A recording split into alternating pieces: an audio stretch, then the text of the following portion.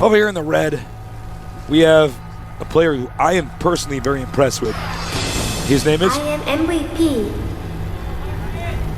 Incredible Miracle. Over here at the center left, player just lost, but still very good. OTS Zenio. Now. Zenio, apparently spelled with a J.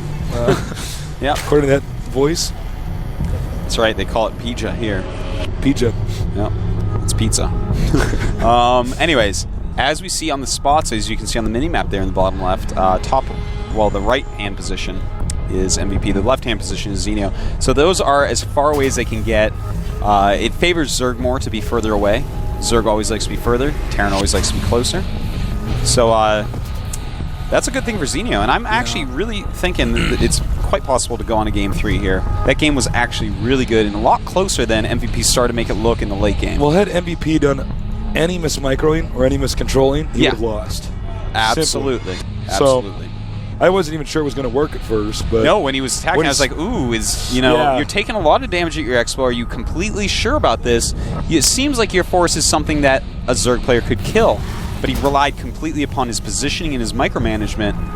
He just controlled those Marines beautifully, spread them out, and he knew that based upon everything he'd seen in the game so far, that would work, and it absolutely did. I'm totally impressed. I love this matchup right here, this series. I can't wait to see what MVP is going to deliver for this next series. This next game, rather. That last game, what it showed us was that his unit control was so strong. Because that decision to move down to his opponent's main, it could have just been a bad decision. Yeah. But he just knew how to spread. I can't emphasize that enough. I mean, I'm never going to stop talking about that. But yeah, honestly, it's actually really impressive to see a player who can just make that decision, because it's such a hard decision not to go back, to let more SCVs die, to stop mining there for a little bit. It's a very impressive decision he's made. Now, a gas steal by Zenio. And notice how MVP moves the Marine up exactly next to the geyser to attack it. A lot of people just attack it. Yeah, that way the drone can get off if you're too far away. If you're closer, it's harder for the drone to get off, to remake a geyser, to run away, to do anything like that. And that's just a little tiny thing we don't see often. Did you see those? He managed to do it? No, because that Marine was too close. And, yeah. Looks like it's going to be picked off. I'm so happy, Tasteless. You happy? Yeah, I'm really happy. You got your banana smile from the fruit dealer games? Got some banana grins going on, man. I got kiwi eyes, green with love. He's got to be careful with this SCV. The spawning pool's finished. He's hoping he can maybe spot a Roach Warren. Early layer or something before he's picked off. Oop. MVP. Looking for that Overlord. He realizes that it would be in this area at this time. Overlord on a little tour of the back of Metalopolis. Little back alleys. I'm sure there's some little gem pubs back there. Keep looking, Overlord. You'll find them. Now. Ooh! Turns around right before killing the SCV. I didn't expect that. Yeah. That's a bit strange. I don't know if I agree with that. No. Obviously, he should have killed it. I think he just assumed it was dead because they were actually just about to attack. If he wanted to check, though, he could just go click on the unit, see that there's 0 kills. Yeah. Over here, 0 kills, too. A little sloppy by MVP. We see here a starport being made. Going to land it on that tech lab prepared by the factory. Time for a Banshee. Blink speed on the way. And as you can see, Zerg going to be focusing on creep tumors very soon here. He was doing a good job of that last time. It's too bad that Zerg didn't get back to the counterattack in game 1 a little bit sooner. He could have taken advantage of the creep. Now, I really like MVP's expansion. If we take a look at it real quick, it has a bunker right next to the command center, which was built on low ground. Now, the purpose of low ground building is that your SCVs get down there immediately and start mining. It boosts your economy a lot quicker. This is something we always saw in StarCraft I. Almost every single time Terran expanded, the command center would not be floated, but instead would be built at the expansion. At the same time, though, the command center did float slower in StarCraft I than in StarCraft II. Quite true. SCV picked off. Expansion over here at the top left. Ooh, I definitely like that expansion. There is a base for MVP going down, so most likely not going to be able to do any good attacks. So taking that third base, totally safe. The Banshee is continuing to hunt around the map. Whoops. Stop that, Banshee. Not going in the route Tasteless expected. I know. I expect to go up there too. He's like, no, I'll just chill back here near Trying to my do some base. good cinematography here. Totally messed up. Yeah. And we have quite a few barracks going up. Stim getting researched.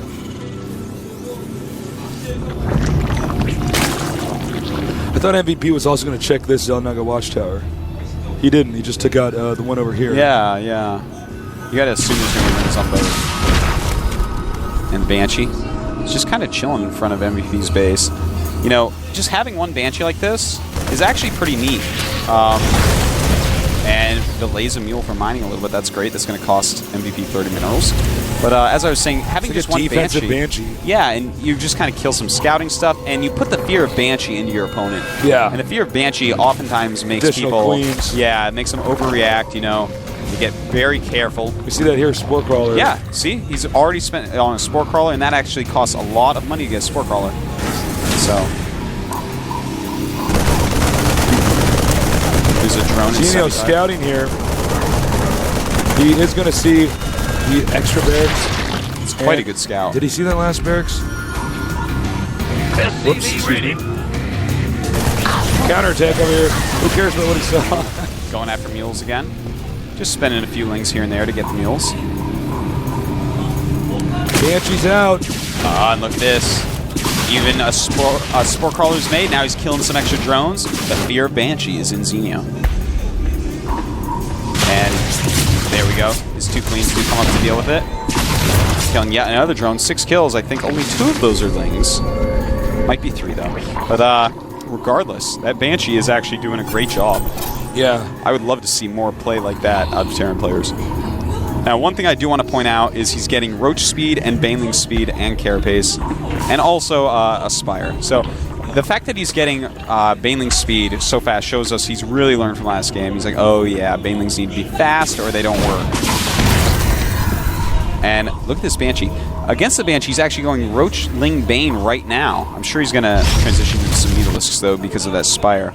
But really, he can't do anything with Banes because the Banshee will just snipe. There's really no anti-air against that Banshee right now.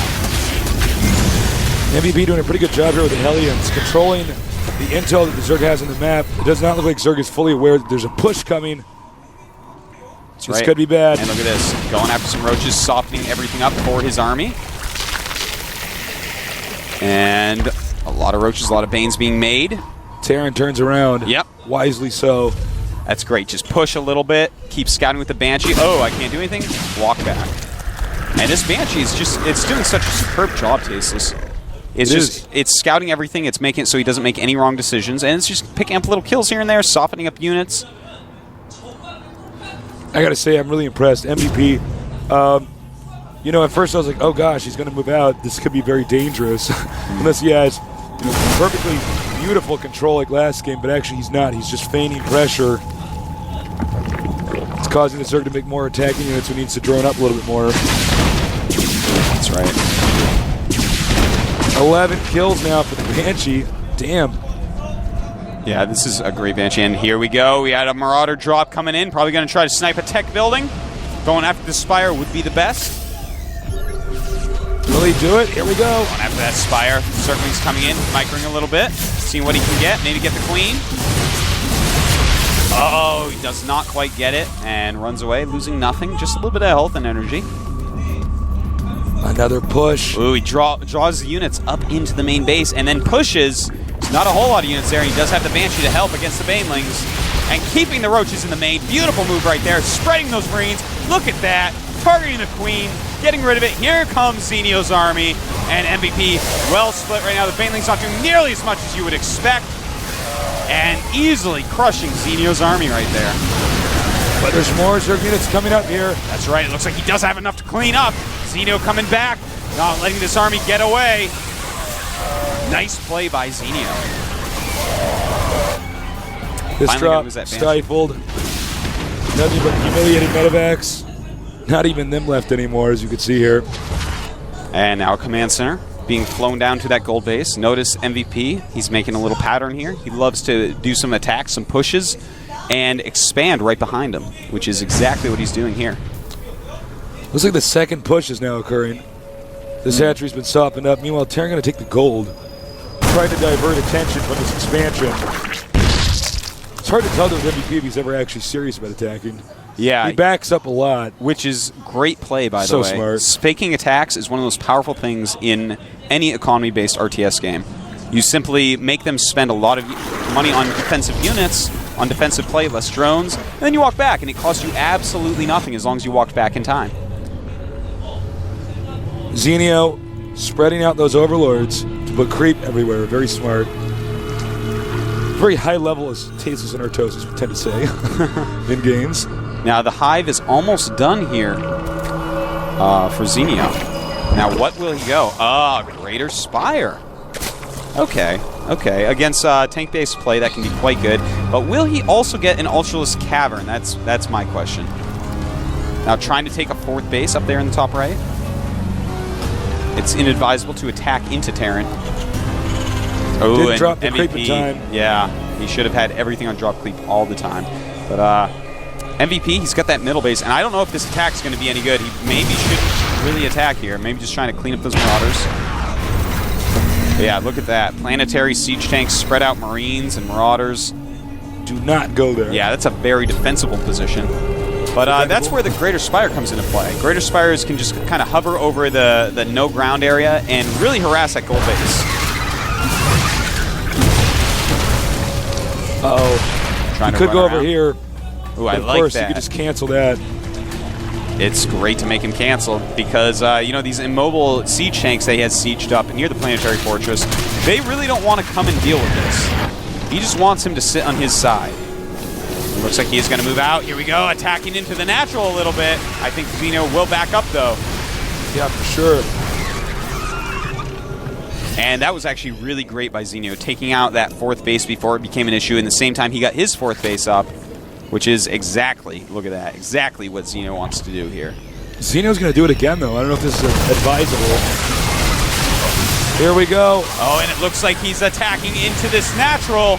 And the Marauders chasing him away. Smartly runs. Nope. And re-engages. Nice fungal growth. Not letting him kite with those Marauders. I love these little attacks by Zenio, but look at that. Brood Lords, they are getting ready, and that is going to be able to do a lot of damage to the gold base. We have not seen any Vikings yet made for MVP, and without Vikings, Brood Lords become quite hard to deal with. You have to get Marines under them. It's really the only thing that does decent damage to Broods from Terran other than Vikings. He sees him. He knows. He knows. He does. He knows. Can he stop it? Especially with tank siege, those ruins are going to deal extra damage because of tank splash. Yeah, he can hurt his own SCVs there. That's right, now getting ready to attack into this army. I feel like he should soften it up a bit more first.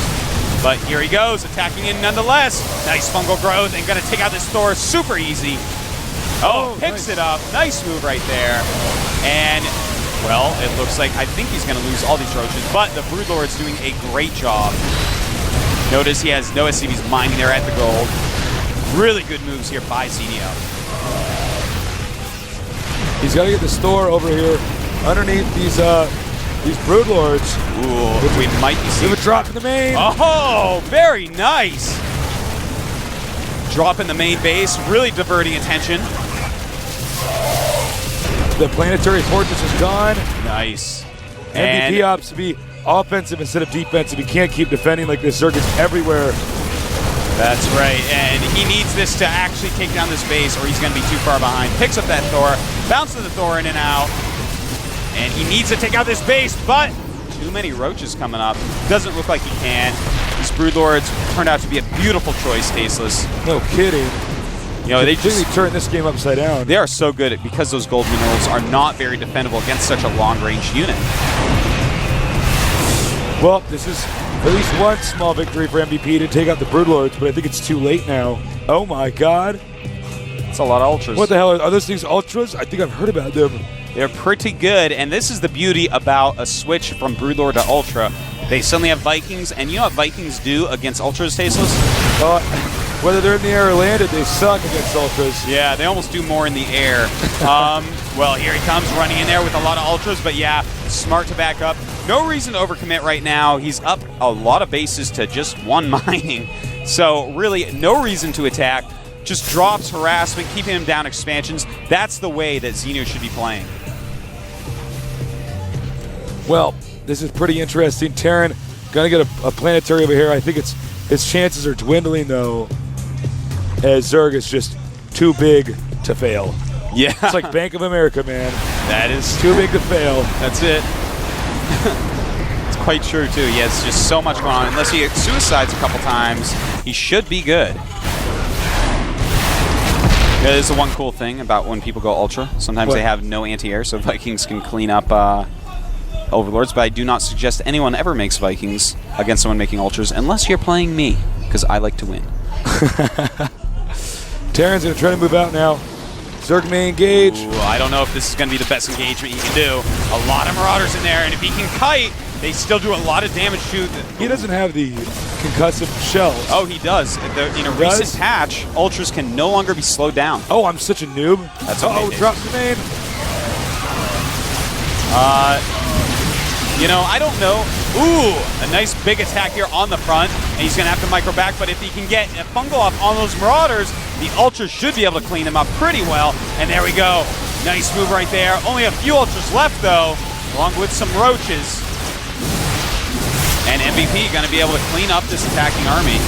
Now, I have to say, I don't know if he had... I'd rather he drop, instead of just a couple Ultras, drop a lot of stuff all at once. Drop your whole army in there and then pick up half of it and run. You know, kill a ton of depots. But, just remaking everything here. I mean... Indeed. I feel bad for MVP. I mean, there's really not a lot he can do at this point in time. Yeah, this is very one-sided. MVP is on his last legs. Let's take a look just to show you how crazy a lead Zenio has. 180 against 103. He just needs to do strong, decisive moves. You know, drop everything in the main, make 200 supply and just attack an expansion, something like that. Yeah. Just something huge. But as we see, he's going to attack in this planetary. Shouldn't do too much. Bungling the SCVs. Oh, and really Terrence. And with the SCVs fungal, it's going to be hard to repair that, but I don't think it's going to go down. Here's a drop over here at the expansion. He could go for the hatch. This is how you have to stay alive at this point. You have to be doing damage nonstop. Even if it's a little bit risky, try to keep him down. Don't let him mine too much. Terran, Planetary Fortress staying alive. He's going to get another command center up. Probably another planetary fortress up over here if he wants to stay in this. Yeah, he's definitely going to want to get another planetary up.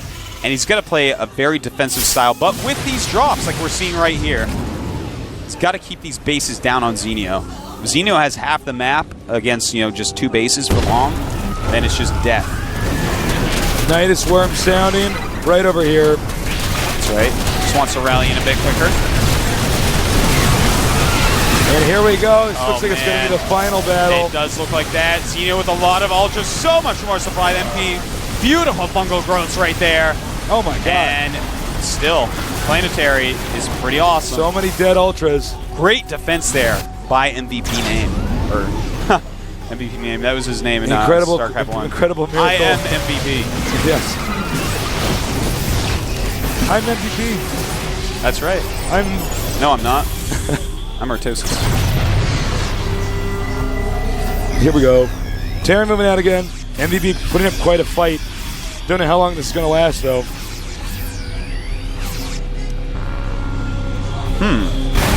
Very interesting. He's got about half the supply, but attacking in. Looks like the SCV is going to try to keep this alive, and he does run away. See, you need to make big, decisive attacks, not these little ones everywhere, as Zenio's doing. That's allowing MVP to pick off a lot of units, making the game go a lot longer than I'm sure Zenio wants it to. Drones transferring, taken out now. Zerg. Zerg actually, there might be a small hiccup in his production, but no. He needs to pick that all up. And picks up most of it. See, that is the thing. Keep your army together as Zerg against Terran. You need really strong, decisive moves. Nice. Beautiful right there. That's how you take care of drops with infestors. You need another. And up on the high ground, doing a lot of damage all over the place. Wants to take out this hatchery, really take it out. Going after drones first.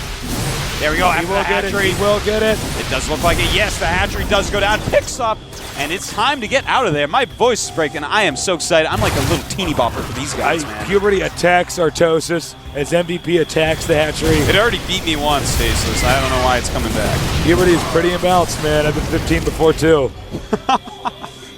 As if I'm 15 right now. That's cute. We got a ton of Zerg units. MVP's doing a good job, but, I mean, Terran is so behind. Yeah, I am just clapping my hands together for MVP, man. He is defending so well. But finally, we're seeing that huge clumped attack that I was talking about. Look at that. You just bring your entire army at once, and then it should be able to overwhelm. The little attacks don't do quite as well against Terran. Billion's getting away with the ultras here, but honestly, it doesn't matter. Yeah, he has so many. These buildings even will go down pretty quick. But he is through such a little funnel. MVP gets so many kills there for what he had, and it looks like this is going to be at 53 supply to 174. Yeah, I don't even care if that entire 50 supply is mules or 0 supply cases. It don't matter. Expect GG any second now. There it is, GG. Beautiful game by both players. Very impressive. Zenio really showing us he has it in him. Take on Definitely. MVP. After seeing the first game, I am not at all surprised that he won on Metalopolis in those positions. Definitely a great grade A Zerg. In fact, I'm going to go ahead and say I used to really not like Zenio's style, especially during the beta. He was a very cheesy, rushy type player. He was a very micro-oriented player, but now he is actually playing really well. One of the best Zergs in Korea for sure. Oh, for sure, man. Really nice defense. I think he took a little bit longer killing him than he should have, but who cares? A win is a win, man. Yeah. And I mean, the Broodlords, I think, were what was sealing the deal. Oh, definitely. But then put his opponent so far behind. You know, he makes the Broodlords, forces some Vikings, switches over to Ultras. Yeah. It's beautiful. That's how you do it. If they take the gold base like that, that's the only problem with taking that gold base on that map as Terran. You can defend it against ground extremely well, but as soon as Broodlords are behind there, you have to have a lot of Vikings. There was some inadequate scouting going on there from the Terran, I think. Did not see the Broodlords coming. Yeah. Was completely caught off guard. Had he seen them coming, he could have had the Vikings there. If he had, let's say, 4 Vikings when those came, and Zenio didn't realize he had the Vikings, he just would have killed it. Yeah, he would have killed the Broodlords, held it very easily, and been quite ahead because Broodlords are a huge investment in Zerg versus Terran. So expensive. It's like the carriers of Zerg or the arbiters of Zerg. If you want to compare them to StarCraft I, if you lose 1 or 2 Broodlords, you're really behind. Yeah, you have to keep them alive. You have to do damage with them. They take forever to build too, by the way. That's one of the reasons everyone likes Ultras nowadays over them. It's a lot quicker to just get Ultras out. Broodlords, huge time commitment. But it's time for game number 3. Gonna be awesome. Let's go. Let's see who's going to win this between MVP and OGS Zenio. Should be pretty cool.